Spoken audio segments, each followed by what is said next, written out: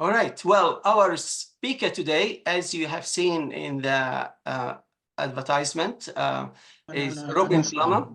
He is the pastor of New River Baptist Church, and Robin have for the last over 20 years engaged in church planting, and he is very much, I mean, I remember first conversation we had when I took this role is talking about church planting.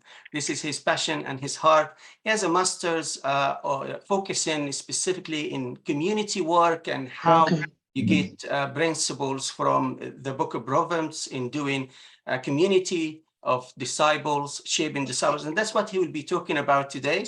And I look forward to hear more about the principles he's sharing and also how the discussion will be going on. Well, Robin, over to you. Thank you, Hani. Hani's going to assist me today. I wonder, Hani, if you could start the slideshow. It's great to be here. It's lovely to see so many faces that I know. And it's lovely to be talking about mission. I love talking about mission.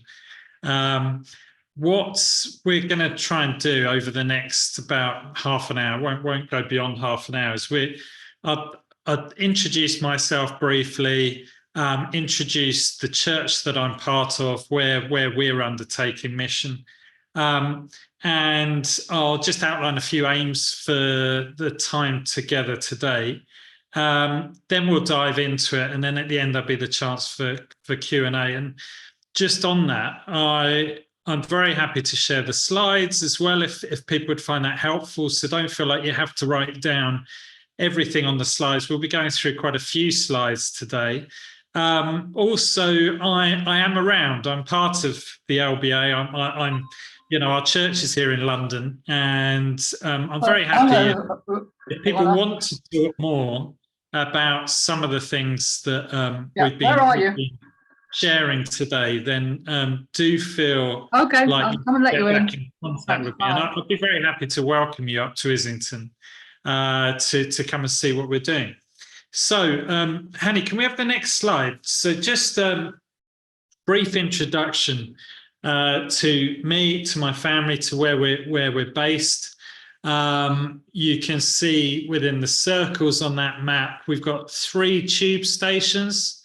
We've got Highbury in Islington, we've got Angel, and then we've got the mainline station, Essex Road. And the arrow points to where our church building is. Our church building is called The Bridge. Our church is called New River Baptist Church. And there's a photo in the top right-hand corner of me, my wife Cecilia. We very much lead the church together. And our son and daughter enjoying some dim sum in the South Bank. I came to London in 1992 as a student, and I've stayed here ever since. I got involved in the Christian Union for the college I was part of, and I joined a church in about my first or second week in London, which was a small congregation which was part of the Ichthus Christian Fellowship Network, and it was based in Soho. And I pretty much got involved in mission in London in those first couple of weeks. The church was very missional, had a missional outlook, and the CU was very much about reaching out to the college, to the university people. And so I kind of dived into that. After college, I'd been studying history of art. I worked at the Tate Gallery, believe it or not, for a year or so as a temporary curator there. I'd done a master's in the history of art. And then after that, I went into business. And all the time that this was going on, I was part of this church called City Gates Church in Soho. And Ichthus as a network was really into church planting. I sometimes say that anything that moved, they'd be trying to plant a church out of it. I was spending quite a bit of my spare time involved on the leadership team of that church. We'd got really influenced by things like cell church. So we had cell groups or home groups dotted around London. And then people used to travel into the West End on a Sunday.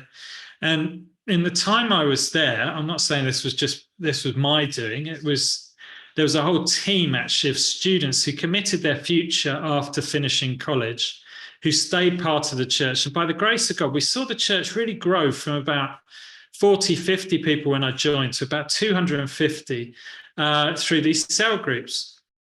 But we'd been talking about planting a church, and we said for about 18 months or so, we're going to plant a church. We're going to plant a church up in Islington, which was where I was already based. And so in 2004, my wife and I, we planted a church. And I went to my manager in the business I was part of, and I said, look, I'm going to step out in faith. I'm handing in my notice. And I was a bit nervous about this, but he said to me, look, can't we get you part-time? So I started the church as a part-time businessman, part-time leading the church. And we took a team of about 18 people and grew to about 30 quite quickly, and then hit like a glass ceiling. We couldn't get beyond 30 people. And in the meantime, we'd done one or two projects with the Baptist church just down the road, which at the time was called Canterbury Community Baptist Church. And in 2011, their minister was moving on, and there was discussion about us joining together. And at that point, we became Baptists. So we became Baptists with a capital B, and we inherited, if we could show the next slide, really interesting building, really interesting space, which we call the Bridge Venue. It doesn't really look like a church, which sometimes works in our favor. People who wouldn't want to go to a church still feel comfortable coming to our space. It's less helpful when people are wanting to join a church and they don't realize that we're a church. That's when it doesn't serve us so well. But it's a really good multi-use space. It works really well as a hub for mission. And one of the first things we did when we got used to the building was we put in a couple of showers in the building so that we could receive mission teams. And at the time when we did the merger, the church had been doing a couple of quite big social projects, partly funded by the council. And then in the credit crunch, they consolidated some of these services, and our church had to respond to the fact that we'd lost the contracts for an elderly lunch project and for a befriending project. And that actually, in some respects, worked in our favor, because we then had to come together as a church family, talk together about what it was that we were about, what we wanted to do, and then move on from there. So I'm going to throw out just a few kind of starting questions. And let's see if some of my starting questions are also starting questions for you. Here's the first one. Can mission remain fun? It's exciting often when you start a project, but 6 months in, it's possibly less exciting. It can become a burden or something that people feel an obligation to be part of. I'm wondering whether mission can be sustainable without leaders burning out. Can mission involve a team rather than just one or two individuals? Can mission operate well across generations and cultures? Can mission fit well within people's daily lives? Can mission reflect with authenticity the identity and calling of the host church? I'll say more about that in a moment. And then lastly, can mission result both in seed sown for the kingdom? This is something that Lawrence Singlehurst picks up on in his book, Sowing, Reaping, Keeping. But also with a few people becoming disciples and joining the church. And I'm kind of interested in both of those things at the same time. So next slide, Hanny. What we'll try and do today is I'll share some of our story, but I'll do it by sharing a few, I'm calling them mission principles. That makes them sound a bit like they're irrefutable laws of mission. I don't want them to sound like that. I'm just sharing 5 considerations that we've had as a church in church planting, then with a different challenge of taking a small church and seeing if that small church can become a sending church of over 100 people. And now post-COVID, we're kind of back in the small church model, looking at how we can make the best of that scenario. So I'm going to outline 5 mission principles that I'm hoping the aim of that is not that you go away and try and memorize all 5 and apply them rigidly to what you're doing, but maybe 1 or 2 of them will speak into your context and speak to you about what you're doing. And then lastly, I'd love it if what we're doing today stirs faith, plants ideas for you to explore further with your team in your context. So let's dive straight in, shall we, and look at the first mission principle, which I'm calling mission awareness. Knowing who God has called you to be and why, and approaching mission from this space, kind of working back to mission from there. And I'll just share on the next slide what that means for me, where we are with New River Baptist Church. So we are a local church with a local focus. However, our locality has loads of global connections, which gives us go back to the last one, Hanny, which gives us the opportunity. What we're doing in our locality in North East London, Zone 2, Islington, can literally reach the nations. In our local area, there's a tremendous diversity of economics. The people are really affluent and people are really poor. We come kind of top 5 for child poverty, things like that. But we've also got £5 million properties in our local area. Diversity of ethnicity, diversity of culture. And then in terms of our calling that we've sensed from God right from the start, we're called to reach families, to reach kids and teens. And we're in that challenge at the moment of seeking to grow a small church to become a sending church, to become a church that can plant other churches in the future. So COVID, probably for many of us here, we've kind of gone down in numbers since COVID, got less team members putting themselves forward to do things. So we're kind of asking ourselves the question, what's the best we can do at the moment? We took the opportunity post-COVID to revisit who we are, what we're about. And on the next slide, I'll just give you a snapshot of what we're saying we are at New River Baptist Church. Our vision is to be like a tree planted by the waters, which is, you find that in Psalm 1. You also find it in Jeremiah 17, verse 7 and 8. I'll quote that in full at the end of the presentation. Our why we do what we do is that we simply believe that Jesus brings life. That's been our experience. We see that in the Bible. We've got stories of that to share. The what of what we do is that we want to build communities. We know God does the building. We want to partner with him in that. Communities that worship Jesus. And then how? Well, we do this by sharing his life together. We share the good life together. That's what we're called into as disciples. And that has a communal aspect to it, which we'll touch upon when we talk a bit more about what we do, what we're doing. So it might be helpful, Hanny, I don't know if you'd be able to play that video that I sent you.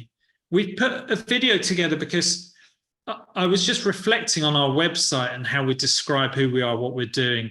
And it's the kind of typical church website where we talk about our venue, where we're located, different projects that we run. And I was thinking recently, actually, maybe what we should put front and center in our website is that we're inviting people on a journey of faith. And what does that look like? And how are we going to support them on that journey? So here's what we came up with. Just a few of us in the church worked on this little video. So have a look at this, because it gives you a little bit of a feel for what we're trying to do as a church. At NRBC, we're on a journey together. We want to grow as followers of Jesus. We invite you to join us on this journey, and we want to help you to grow on each stage of the journey. Exploring. It all starts with a seed. Maybe you have questions about life and faith. Maybe you are friends with someone who has questions and want to help them. Maybe you have started to pray or to read the Bible but are unsure how to do this. We want to walk alongside you, listen to your questions, and help your seed of faith to grow. Rooted. Before a plant can grow tall and secure, it needs to put down firm roots. Jesus' first disciples knew that time with him and with each other helped them to be rooted in the faith. We want to help you to be rooted in your relationship with Jesus and to be rooted in community with other Christians. Growing. A plant lives on purpose. It wants to grow and bear fruit. As Christians, we also grow as we learn to live out of God's purpose for our life. We become increasingly aware of who we are in Jesus, and we come to appreciate how our gifts and skills can serve God and others. We want to help you to mature and flourish in life as a son or daughter of Jesus. Healing. A plant with broken branches or with roots that are damaged will be restricted in its growth. As we move toward Jesus and toward others, we come to recognize areas in our life that are broken or damaged or vulnerable. Jesus is the healer, the risen one, and he wants to heal, restore, and renew our lives. He is merciful and caring, and his spirit brings life. We want to walk with you toward Jesus and toward the wholeness that he ministers from the inside out. Fruitful. There is beauty and productivity in a mature tree or plant that bears fruits. Jesus teaches us that our lives can bear fruit as we sow seeds of his kingdom into the world and into the lives of those around us. We want to help you to be someone who can lead others towards Jesus and who can have a positive influence on the world around you. Exploring. Rooted. Growing. Healing. Fruitful. For more information and to explore taking the next step on the journey, please contact us on info@newriverbaptist.net. Thank you, Hanny. There's all sorts of different ways that we can participate in mission and that we can steer our churches toward mission. But I think it's really important that a sense of who we are, who God's called us to be, guides us in that process. So I'm calling that mission awareness. Maybe we could come back to the slideshow, Hanny, and move on to the second principle, which I'm calling mission balance. Those of you who are part of this Zoom, chances are you're not a full-time evangelist. You're probably involved in church leadership. And our church has the aim, very simply, to be and make disciples of Jesus. But if that's to be our aim and it's to be worked out in practice, we need to be able to describe what discipleship is. And we found it helpful to describe worship in terms of three relationships, three directions that we're going. We're moving towards God in worship, recognizing that he's moving towards us. We're moving towards one another in our church family, in care and in support of one another. And that's community. And then lastly, we're reaching out. We're moving towards our neighbor, towards our world in mission. And my job is not merely to oversee mission at New River. My job is to help us to be a church that's making disciples. But here's the thing. It's impossible, I believe, to be a disciple without being involved in mission. And as people learn what it means to follow Jesus, we would be worried if that doesn't direct them towards generosity and sharing what God's been doing in them with others. My heart is for mission, but I've got team members around me who've got tremendous pastoral gifts. We've got a worship and teaching team, and all these things are valuable in terms of serving that slightly broader aim of making disciples and leading and helping others on the journey of faith. I've also found it helpful thinking about the fivefold ministry, things like 5Q, APEST model as I found really helpful. And trying to get the prophets, the evangelists, the teachers, etc., together in this project is something that I found really helpful.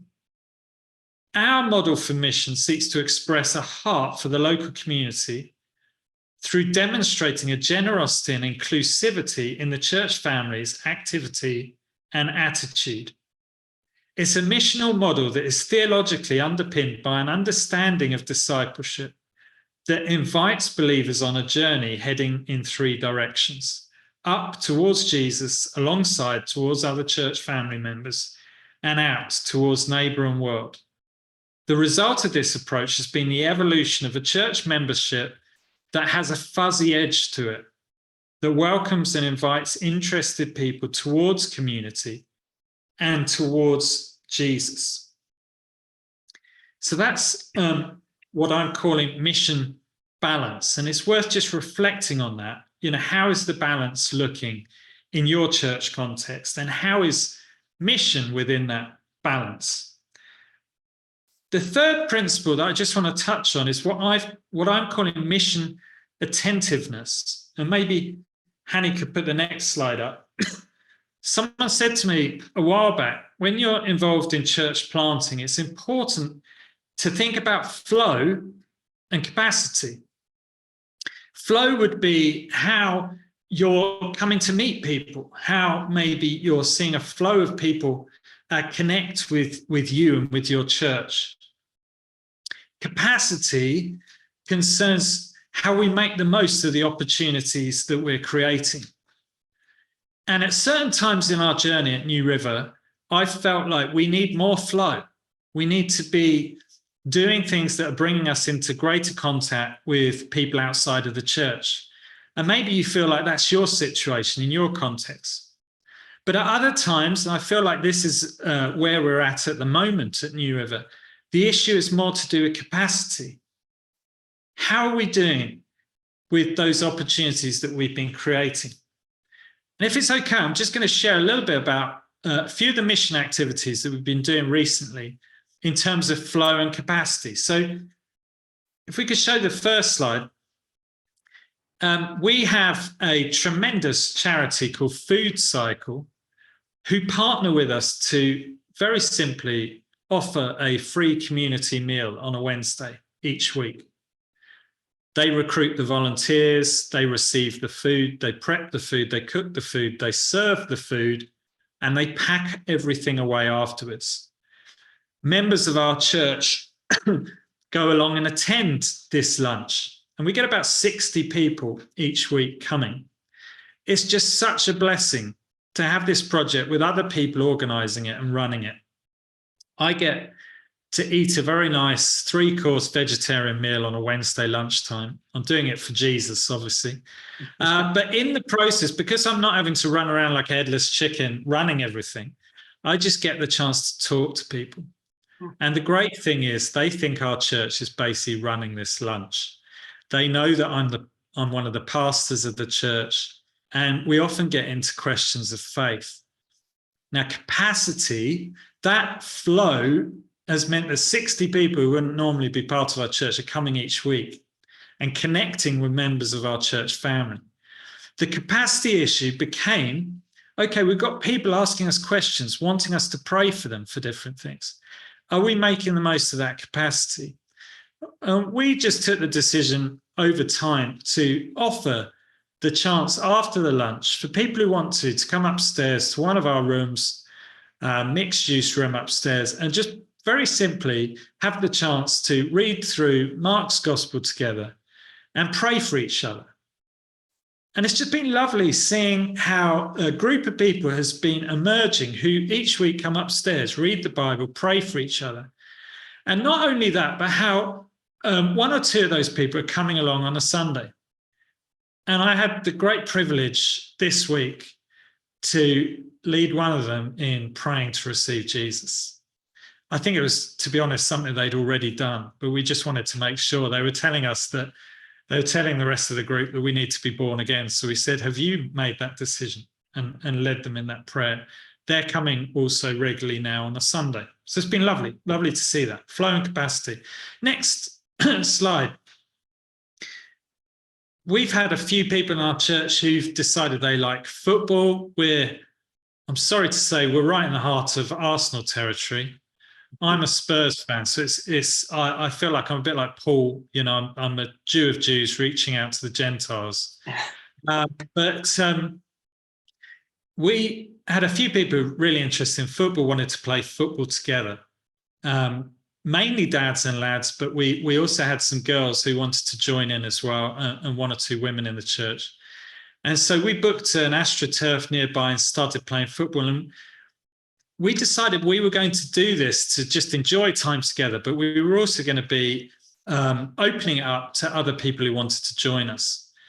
And now each week on a Sunday afternoon, 4:30 till 6, we're there at this AstroTurf nearby. And it's just been lovely seeing how, particularly teenage boys, it's got to be said, there's one or two girls, my daughter likes playing, mainly teenage boys, been connecting in with the group. We give a very brief message at the start before we play, and we invite them along to connect in with us with other things.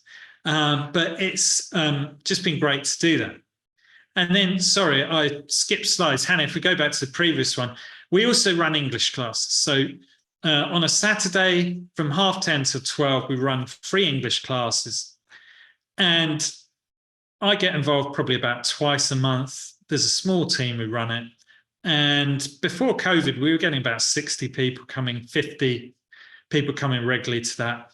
Now it's sort of more like 20 people, but there's been some beautiful opportunities. The flow of people who come through our building each week, who are not part of the church, coming from other countries predominantly, often feeling lonely in central London.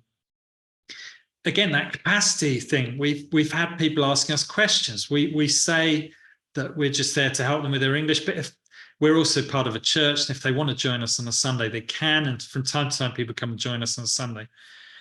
We decided that once a month we'd do something which we call food, faith and friendship.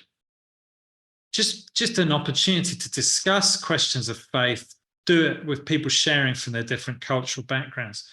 Probably the first time we did it, just fairly innocuous question, just ask people to go around the group, share why they'd come to food, faith and friendship. First person to share said that they were from Kyrgyzstan.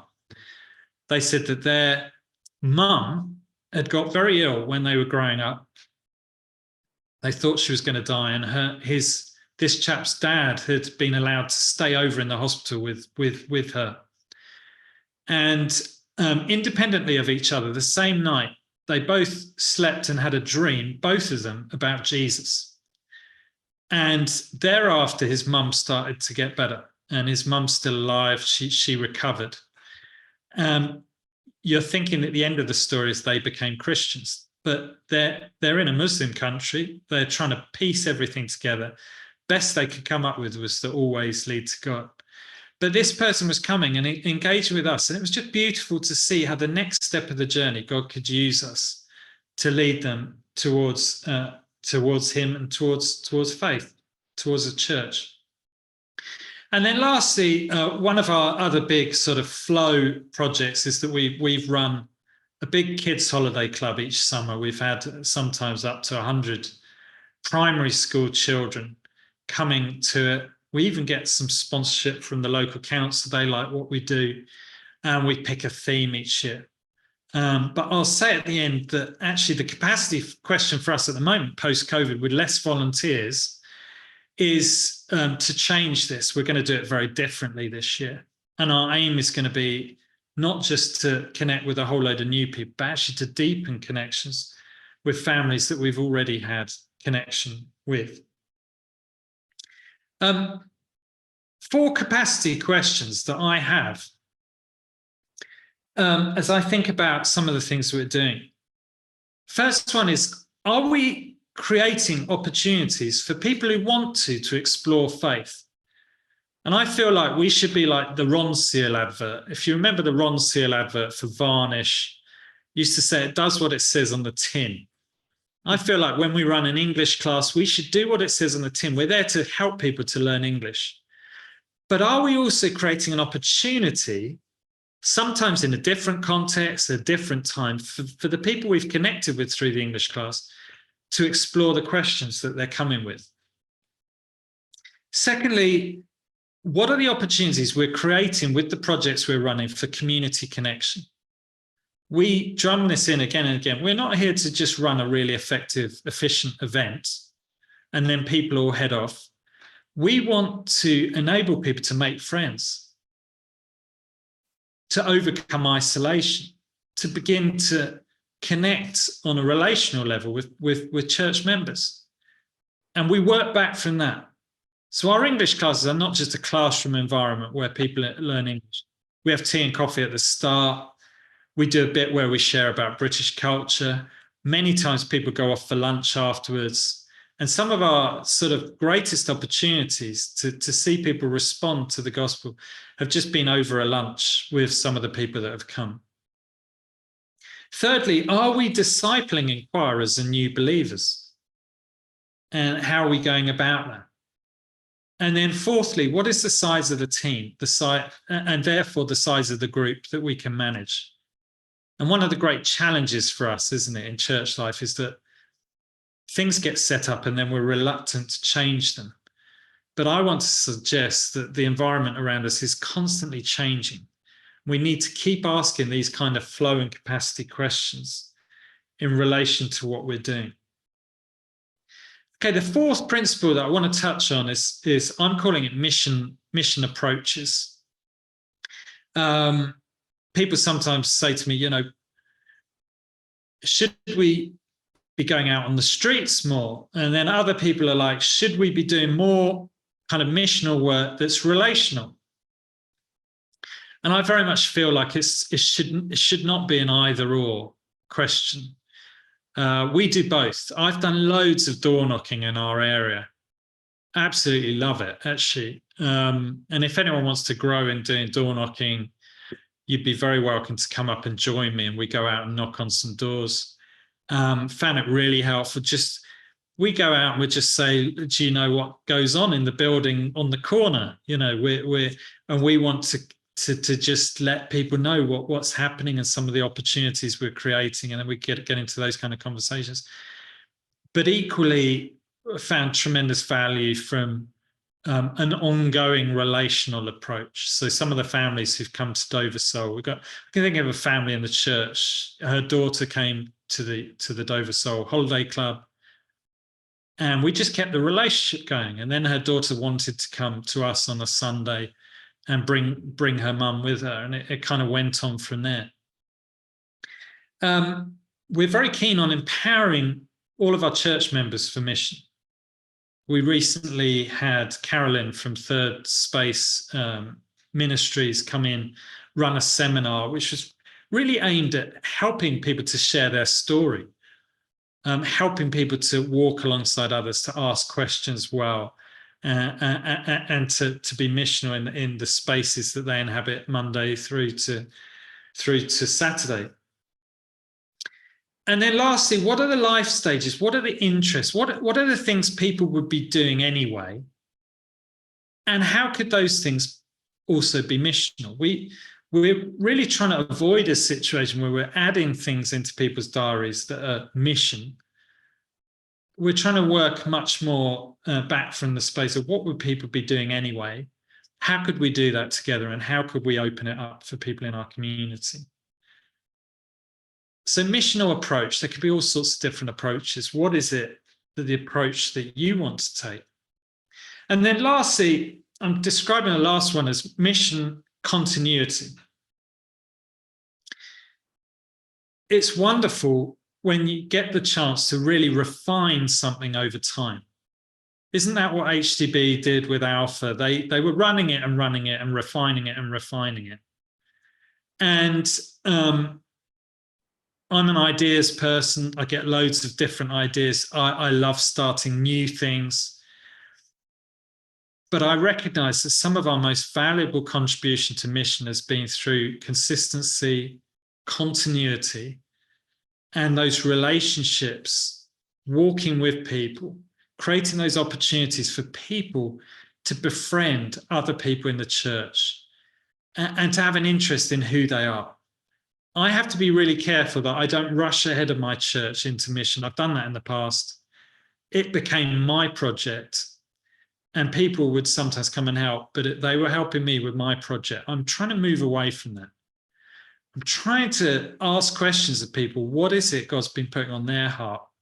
And work back from there. A guy called Howard Snyder wrote a really helpful book called The Problem with Wineskins. And one of his main arguments in the book was, let's start with the life that's bubbling up in the church. What's God saying to people? What's God putting on people's heart? Who are the people that they're catching a heart for? Let's have those kind of conversations. and then try and put the structure just to support it, to sustain it. At this point, post-COVID, with less people involved, we're really aiming at simplicity, trying to reduce the complexity, the levels of work that we create for ourselves in what we're doing missionally. And we've also found it a really good time actually to look for opportunities to partner.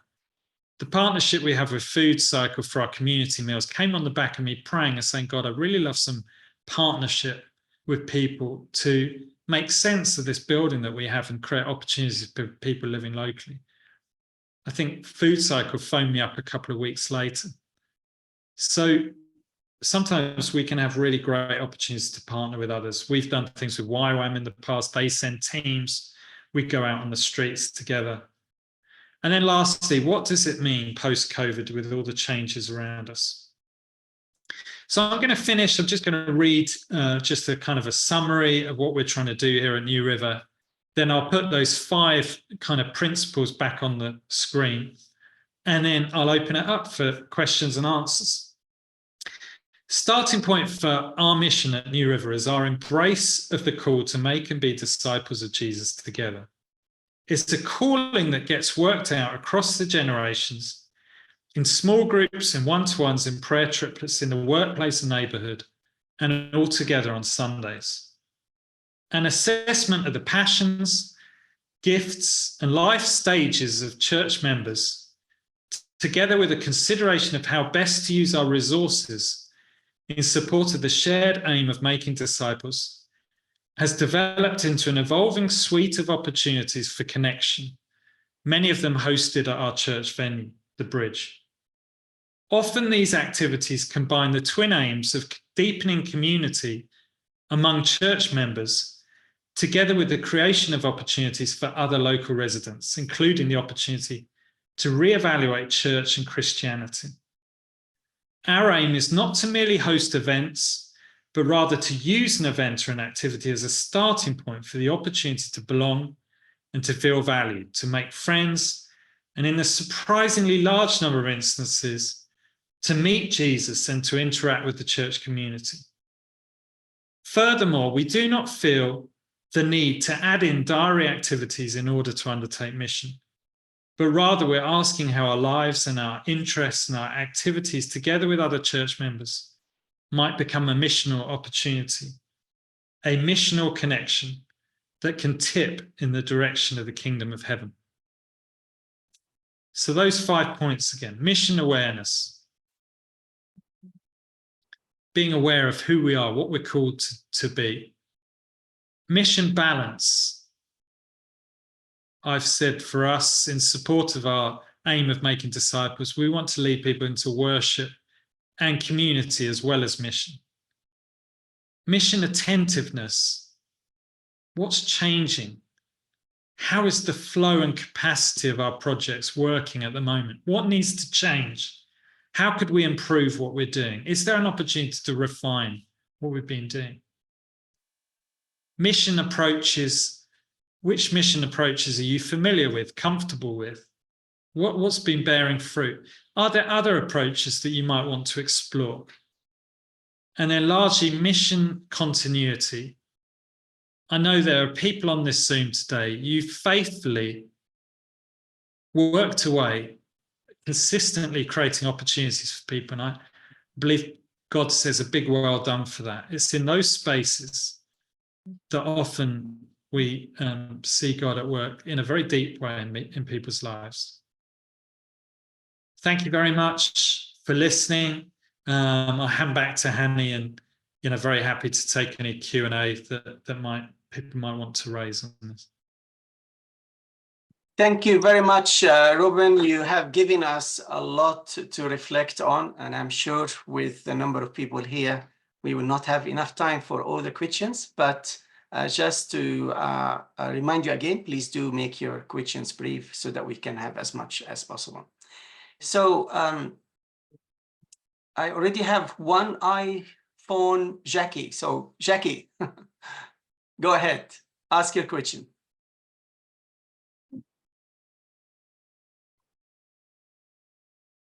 All right, until Jackie can respond, let's have another one if you have. Okay, who else is? So, Georgine. Sorry, it's Jackie. I just got unmuted. Check. Okay, Jackie, go ahead. So sorry. Thank you, Westbourne Park Baptist Church. It was fantastic, but no time for compliments. Just please, Robin, if you could tell me an example of two of what would be missional things people do, or things people do already that we could go into mission. Do you know what I mean? Yeah, so Jackie, I think it would be two good starting points. So what are things that people are interested in doing that they can do alongside other people? And could they do that in team with other people in the church? So we've got a whole load of people in our church who are interested in cycling. Okay. The missional opportunity becomes when you do that as a team and you involve one or two other people. And if you've got a number of things going on, chances are you're making those connections already, and that becomes an opportunity for that connection to just go that bit deeper. That's really helpful. But you might have people in your group who, would be really interested in, exploring something together. They might be interested in exploring an Alpha course together, or they might be having a particular heart for a particular group of people. Or it could be a neighborhood thing. There's loads of different opportunities. The thing I'm trying to avoid, Jackie, is me as a church leader coming and saying, look, this is what we're going to do as a church in mission. What I'd much rather do is keep having those conversations with church members. What is God saying? Who's God putting on your heart? What have you been doing recently? Is there anyone else in the church you could do that with? What could that look like to open that up to people outside of the church to be able to be part of it?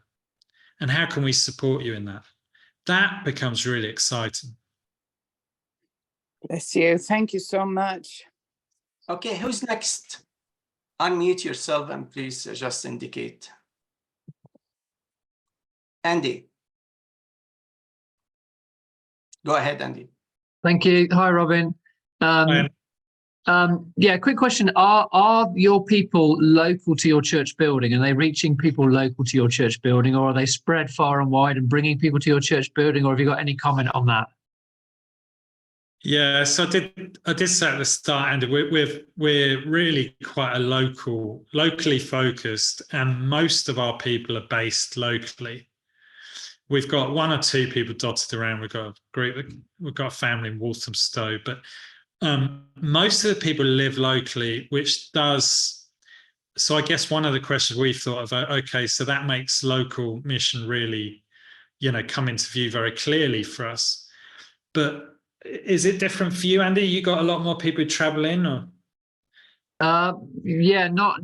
We're probably about 50-50. 50% live very locally in the community where we gather, and about 50% don't. Yeah.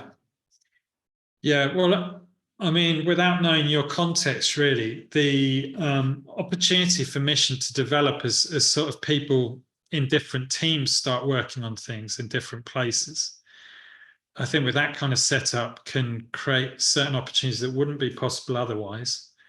But I do recognise, playing to our strengths at New River. Interestingly, I mentioned at the start, we'd been really influenced by cell church thinking. And in cell church, if you were familiar with it, people like Ralph Neighbour and all that lot, it was very much that the cells, the different small groups, home groups, would grow, and you would get exponential growth in your church. And they would give you examples from places like Hong Kong where that had happened. We've actually found, our experience has been, we've been more effective missionally when we've kind of done things together kind of as an all church thing, not that everyone's involved, but often using our building or going out from our building into the community than we have from the small group context. So our small groups are kind of developed into the space where they're discipling the new believers. They might run an Alpha course from time to time, but interestingly, the missional stuff has kind of worked better on a slightly bigger level. And if you're a part of a big church like HTB, you would call our church a cluster, because we've really got 4-5 home groups clustered together. And we found that size to, and a lot of the stories actually of people coming to faith, it's really been a team effort with a lot of different people involved along the way. So I guess I'm saying you kind of work it out as you go along what works best, really. But having an awareness of your situation, your context, is very helpful in that. I know that, Andy. Great. Thank you. Thank you. Who's next? We only have about 5 minutes more, so please indicate that if you want to ask any questions. Hi, Robin. Go ahead. It's Jules here from Chalk Farm Baptist Church. Can you please just elaborate briefly your connections with local projects, local charities, and the local authority? How did you get to that? Yeah, I mean, one way into that for us was really that we'd already got a connection with the council. The council actually took our old building off of our hands. It mysteriously burnt down and flats went up, which no comment on that. But they gave us this building, this former local community centre, and since then, they've really got it in their head that we are both a community centre and a church. So they will often point things in our direction. A while back, we had the Cripplegate Foundation doing a lot of work, really good work, in terms of bringing together volunteer organisations, some council departments, but a lot of charity workers in our local area. And about 2 or 3 times a year, we'd all meet up about what we were doing, and we'd sometimes focus on a particular area, like work with young people. And it was brilliant. You got a really quick opportunity to work out what was going on in the area, where the gaps were, and what you didn't need to replicate and what you were doing in your own church context. Unfortunately, that kind of finished a while ago. The council tried to kind of take it on, but because it was the council rather than Cripplegate, it just, people didn't run with it in the same way. So we've lost that opportunity. Since then, we do work. They have quite a proactive scheme in our local area called Help on Your Doorstep, which basically is trying to engage local people with some of the care and service opportunities that are out there offered through various charitable groups. And we have a good relationship with them. So from time to time, we joke about how we're going to go and do door knocking together. They, from time to time, refer people to us. We refer people to them. It's been really helpful for us locally to not feel like we have to do everything in terms of particularly social work in the area. We've got another church nearby that has a really established homeless project. And it would just be ridiculous for us to just try and start another homeless project with our small group of people. So it's kind of, I guess, Jules, an awareness of what's out there, what's missing, and some of the relational stuff that comes from being in the area for quite a while, and sort of moving towards some of these conversations with different groups. But again, it's a kind of changing picture, and things change over time. And what was an opportunity 5 or 10 years ago stops being an opportunity, but another opportunity opens up. So we're just trying to pay attention to that at the moment. But yeah, that's kind of where we're at the moment. The meal that we offer on a Wednesday in partnership with Food Cycle is probably the main kind of social work that we're doing at the moment. And Food Cycle is taking really the main load with that. My role as pastor is partly to kind of connect more widely with other churches and with other groups in the area, and then come back and have those conversations with church members about what we're doing. One thing just interesting, Jules, the football club that we run, my daughter's got special needs. She's at a special needs school. We've got a few different people in the group who've got either autism, all sorts of kind of special needs. football can sometimes be really cut and dry, can be quite a harsh environment, competitive environment. Our football club, we're just really encouraging, really nurturing. And it's meant that people, parents with kids who've got autism have sometimes brought their child along, sort of said, look, they won't come back, so they never come back to this type of thing. It's been lovely seeing them come back. So one of the questions we're thinking about at the moment is there something more we could be doing with that kind of special needs, neurodiversity type stuff that could be a help for people in our local area? But it's just kind of come out of something that we've already been doing and just kind of observing it and engaging and leaning into it, really. Well, thank you so much, Robin, and I'm sorry that we will have to end it here because of the time. I'm sure that you might have questions, but the good thing is that we have everything will be in the website. Do bear with us because, as you know, that our administration stuff is changing, so we are a little bit behind with updating everything. But it will be eventually, and you can get in touch with Robin directly. Robin already said that he's happy to share his PowerPoint if that's what you've been asking in the chat. Some of you were asking that. Last thing I want to say, do remember that the next time is the 11th of July. If you put the date in the diary already, it will be very helpful so that things will not be missed. I hope you are really encouraged, and thank you so much, Robin. You have given us a lot of your experience and your time, and we're really grateful for whatever God is doing in your life and in your church, but also blessing us with this reflection. God bless you all and have a good afternoon. Bless you, everyone. Take care. Thank you very much, Robin. Thank you, Andy. Thank you, Robin. God bless. Thank you.